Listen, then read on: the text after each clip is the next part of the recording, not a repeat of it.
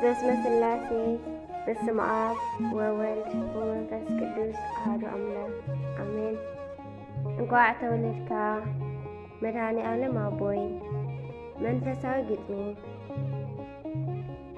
ዝተነበየ ትንቢት ዝተቖፅረ ሱባኤ ግዚኡ በፂሑ ኩሉ ምስ ተወድአ ተስፋ ኣዳም ክፍፅም ብግህዶ ኣምላኽና ሰብ ኮነ ብተዋህዶ ተስፋ ኣዳም ክፍፅም ብግህዶ ኣምላኽና ሰብ ኮነ ብተዋህዶ ቀዳሞት ኣበው ውረድ ተወለድ ምስ በሉ እቲ ሓቀኛ ኣምላኽ ዘይዓፅፍ ቃሉ ንጋዕር ኣዳም መፈፀምታ ክገብረሉ 29 ታሕሳስ ተወልደ መድኃኔ ዓለም ይባዕሉ 29 ታሕሳስ ተወልደ መድኃኔ ዓለም ይባዕሉ ኣብ ቤተልሔም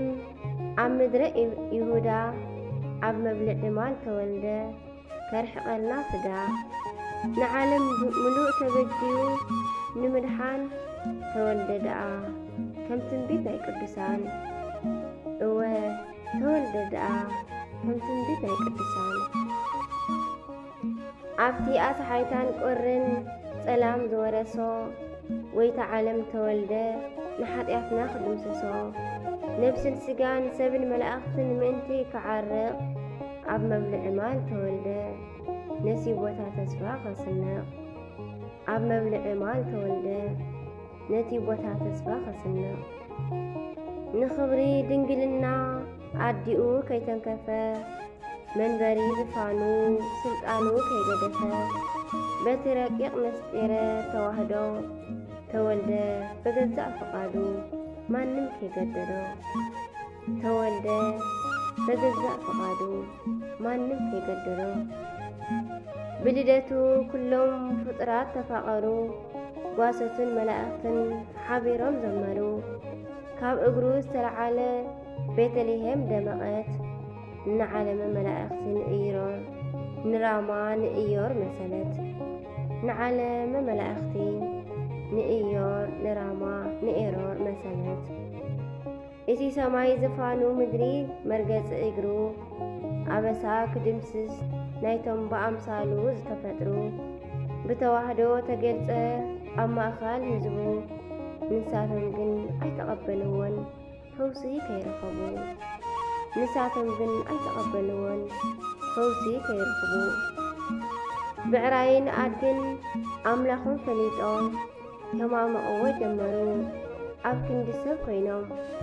እስራኤላውያን ግን ገዝኦም ዓፂዮም ኣርገጡ ፍቓደኛታት ኣይኮኑን ካብ ባርነት ዓለም ከምልጡ ፍቓደኛታት ኣይኮኑን ካብ ባርነት ዓለም ከምልጡ ኣብ ቅዱሳን መጻሕፍቲ ከም ዝተጻሕፈ ካብቲ ዝመደቦ ግዜ ደቂቕ ከያሕለፈ ተወልደ ሓደ ካብ ቅድስቲ ሥላሴ ኣምላከ ኣበው ኣምላከ ዳዊት ወሙሴ ኣምላከ ኣበው ኣምላከ ዳዊት ወሙሴ እቲ ዘይመውት መዋቲ ስጋ ተዋሂዱ ኣምላኽ ምሳና ኮነ ብገዛእ ፍቓዱ ተወሊዱ ጸጋ ውሉድነት ክመልስ ክብሪ ሰብ ሂቡ ነፍሰ ስጋና ክቅድስ ክብሪ ሰብ ሂቡ ነፍሰ ስጋና ክቅድስ ተወልደ ኤልሻዳይ ልዑል ሰማያዊ ድውየት ከንጽህ ለምጻማት ክሕዊ ብድኻሙ ንድኹማት ከበርትዕ ብትሕትና ንትዕቢት ሰይጣን ክረትዕ ብትሕትና ንትዕቢት ሰይጣን ክረትዕ በቲ ቅዱስ ቃሉ ንዓለም ክፍውሳ በጃ ኣባጊዑ ክሓልፍ እቲ ሕያዋ ይጓሳ ዘመነ ፍዳ ሓሊፉ ብምሕረት ክቕይሮ ተወልደ ክርስቶስ ንሕይወትና ከመቅሮ ተወልደ ክርስቶስ ንሕይወትና ከመቅሮ ወልደ ኣብ በመለኮቱ ወልደ ማርያም ብትስብእቱ ኣማኒኤል ተገልጸ ኣብ ማእከል ባረቱ መምህር ፍቕሪ መምህረ ትሕትና ባርያ ተመሲሉ ካብ ውድቀትና ከተንሳአና ባርያ ተመሲሉ ካብ ውድቀትና ከተንሳአና نشرحي سيطان كسعر تولدو هاب سقاء سقاء